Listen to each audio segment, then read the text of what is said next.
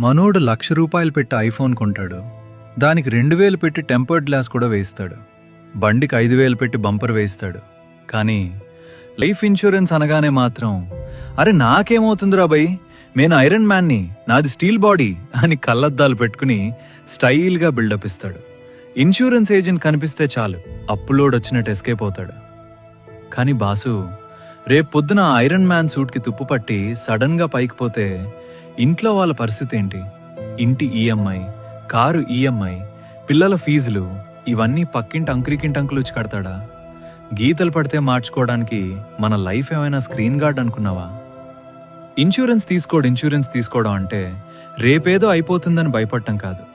నేనున్నా లేకున్నా నా ఫ్యామిలీ రాజుల్లా బ్రతకాలి అనిచ్చే భరోసా. మీరు వీకెండ్లో తినే పిజ్జా రేట్ కన్నా ఒక మంచి టర్మ్ ఇన్సూరెన్స్ ప్రీమియం చాలా తక్కువ. ముందు మీ ఫ్యామిలీకి ఒక సెక్యూరిటీ ఇవ్వండి, ఆ తర్వాతే స్టైల్ కొట్టండి.